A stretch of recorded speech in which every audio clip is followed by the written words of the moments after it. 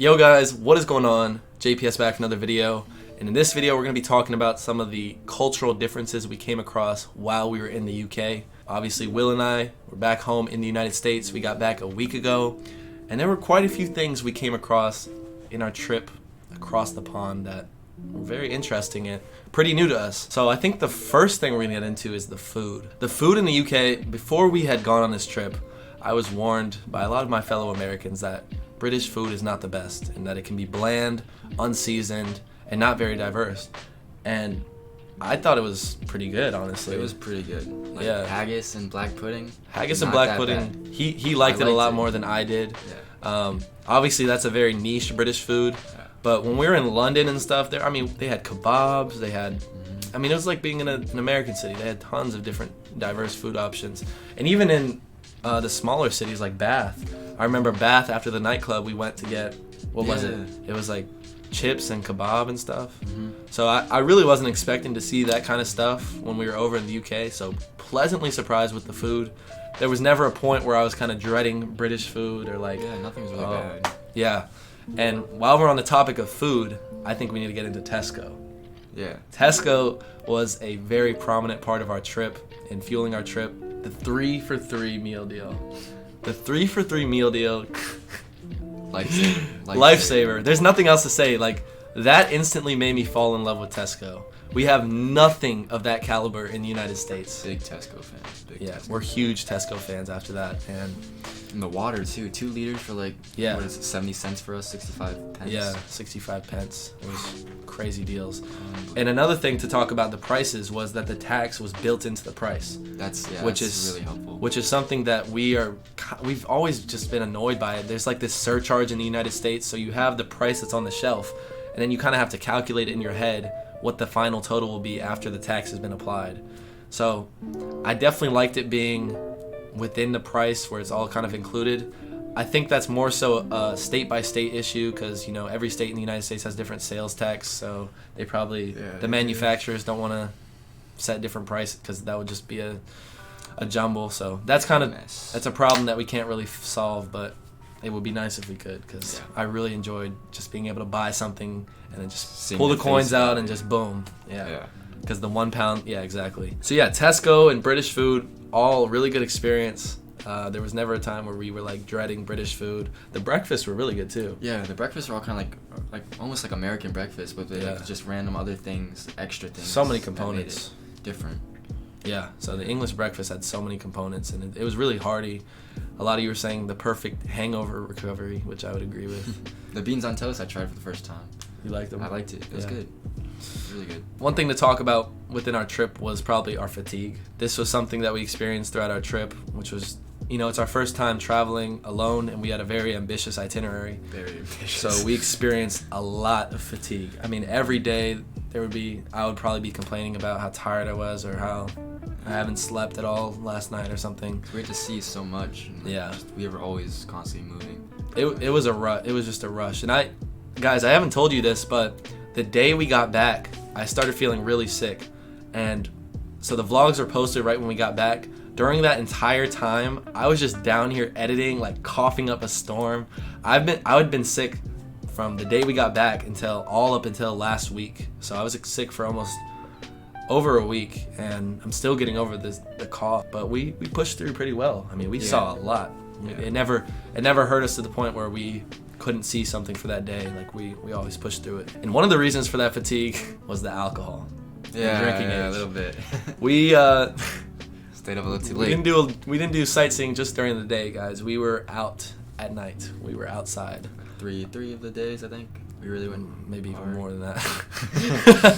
I think it was. It wasn't every day because there were certain like in the Cotswolds, we were in a really small town, so there wasn't much to do there. In York, we had a really busy day the next day, so rest up. We refrained from that.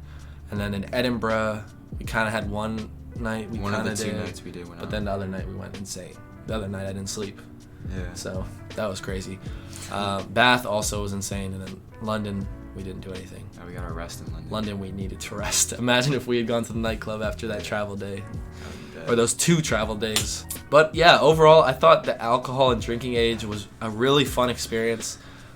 We used to have the 18-year-old drinking age in the United States, but Ronald Reagan made it 21 because certain states had it 21, so people were driving across borders and drink driving as a result of that. So unfortunately, we have a 21-year-old drinking age here in the United States. It is what it is, but it was a breath of fresh air to be able to just drink and not really worry about anything. Like, hand your ID to the bouncer and just get in.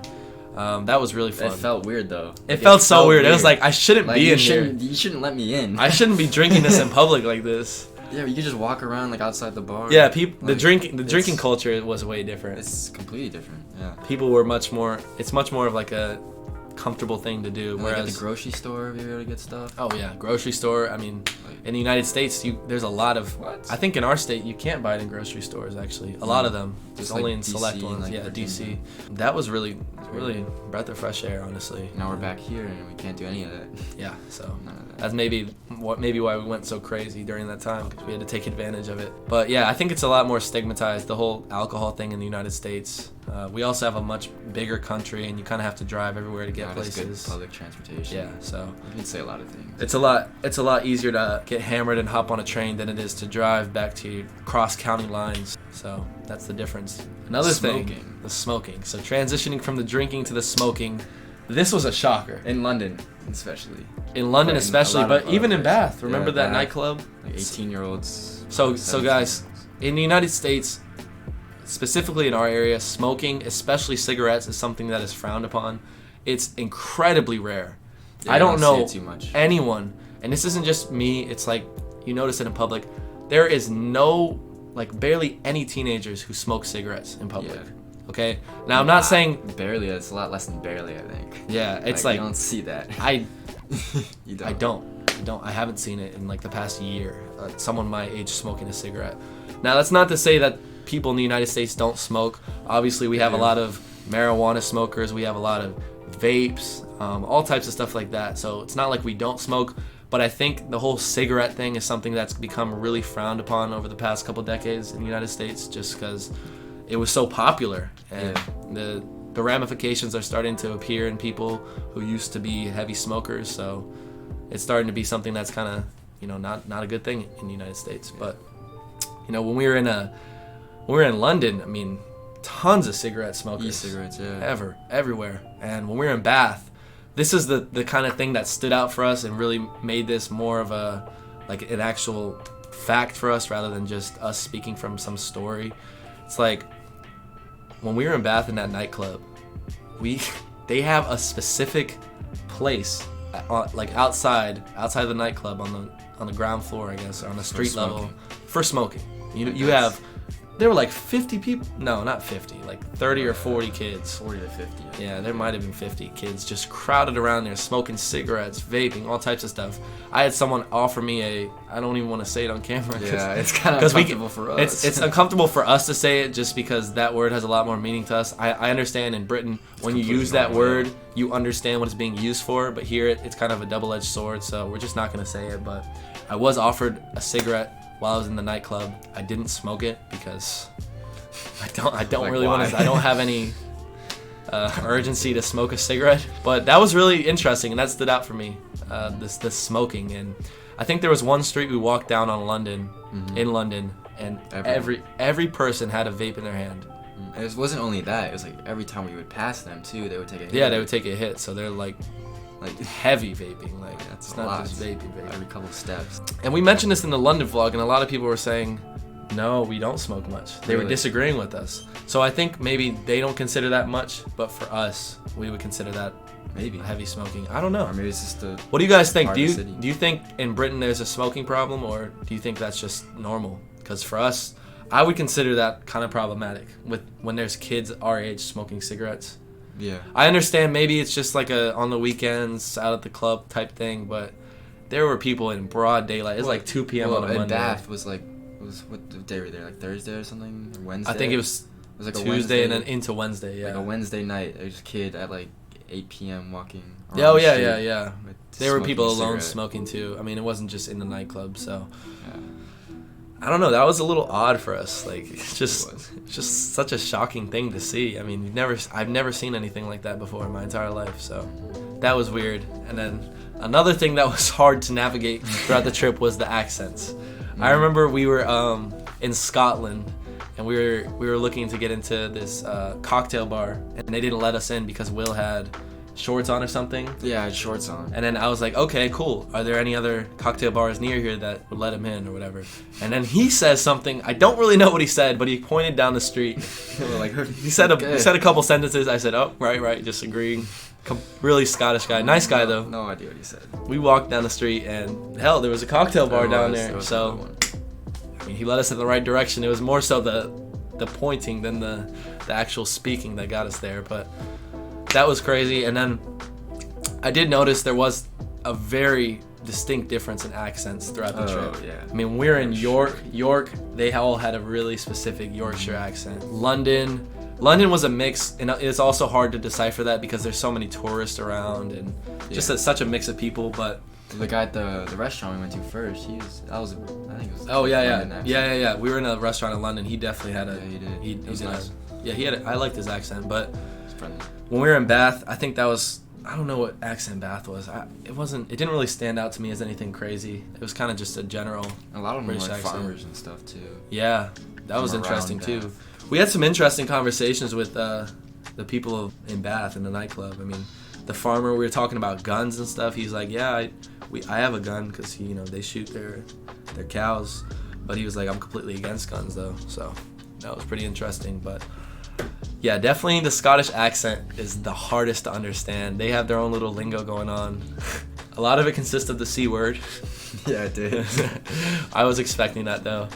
And I don't want anyone to think that we don't like the Scottish or that we didn't have fun in Scotland or anything like that. I was just really city folks. Really wanted to have like an authentic vlog and explain my emotions throughout the trip, and that's what happened. So a lot of people have been twisting it and thinking that we're trying to make it like an anti-Scottish vlog or videos. That's couldn't be further from the case. But yeah, the Scottish accent definitely the hardest.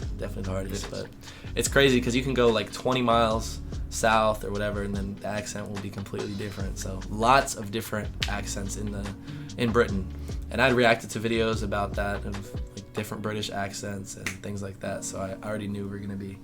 But it's a lot different when you're actually looking for directions or advice and you can't understand what they're saying. And the roads. I want to talk about the roads. Talk about the roads. The roads to me were like, or every time someone asks me about the trip, I always like first kind of think of the roads sometimes, because like to me that it was nuts. In the Cotswold, especially in the Lake District, when we were driving around a lot, I was like, we thought we were gonna crash. It was blowing my mind. Like what we would only ever consider like a 1-lane road in the States.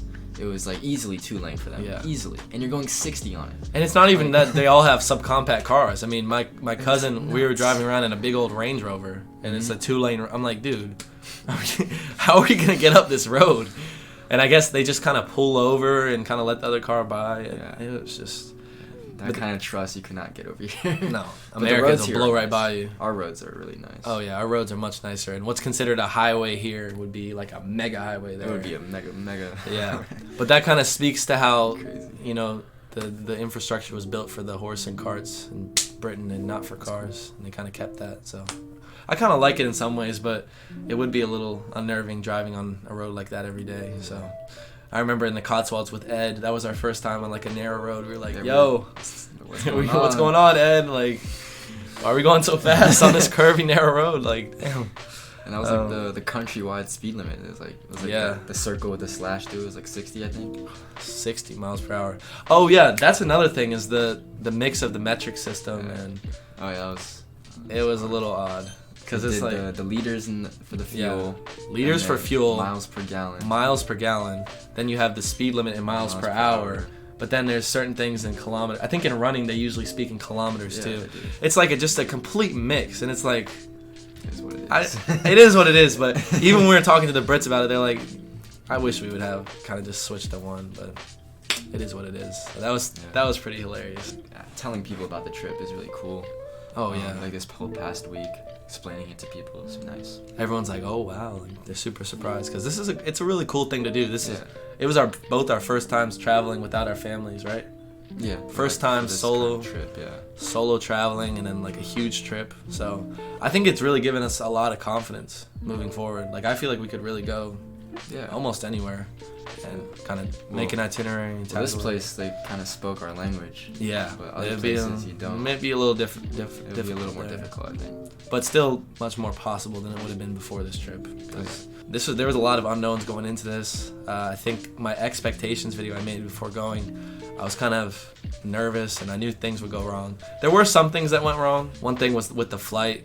I kind of paid $300 and lost it because I thought we had to pay for baggage, but we didn't. Yeah, we didn't put bags on the plane. So that was kind of unfortunate, but I knew there would be something. And then what were other things that kind of went wrong during the trip? There wasn't any water fountains in the Oh, country yeah. at all. Like, No water fountains. No water fountains in public places. You know, train stations, no real water fountains. You have to buy bottled water.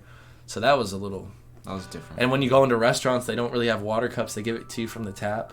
Yeah. That was weird. We have water fountains much more widespread here in the United States. So I don't think there was anything that, like, stood out to me as a loss or, like, something that went wrong on the trip. Aside from that flight... It was a good trip. It was a really good trip. Everything was smooth. It was a fun trip. We had... That's a trip we're not going to forget. Oh, like, we're going to look back on that when we're, like, 80 years old and be like, remember that time when... Exactly. I'll remember. And also, great thing is we have those YouTube videos too. Yeah, like we can look back on that anytime. I was telling you, bro. when you started editing the videos and I was watching them through, I was like, I'm kind of like reliving it again. Yeah. Their videos are a good representation, I think. Yo, y'all should have seen me when I was editing those videos. I felt like I was right back in that city. Like, oh man, it was so fun. But yeah, the editing was a bit of a grind. There were some mornings because it was like every day. There were some mornings I was like, oh, I don't know if I'm gonna be able to get this out in time because it's hard because I wanted to put so much in, but I had to leave things out because I don't want because people get bored easily. But we did post the fully unedited version of every day, every vlog. They're like 40 to 50 minutes long each on Patreon. The link's in the description if you want to join and check that out. Check it out. So yeah, that's where I could kind of pull all the footage out of. Other than that, it was a really fun trip. We definitely want to visit sometime soon. There were so many places we had to skip and missed out on. We haven't been to Wales as well, so a lot of people were telling me to check out Wales. So we'll definitely be back over across the pond sometime soon. In the meantime, you guys should definitely hit that subscribe button, hit that like button, because we've got a ton of fun content coming out for you guys to enjoy. So hit that like button, hit subscribe. And with that being said, we're going to catch you guys in the next video. Peace.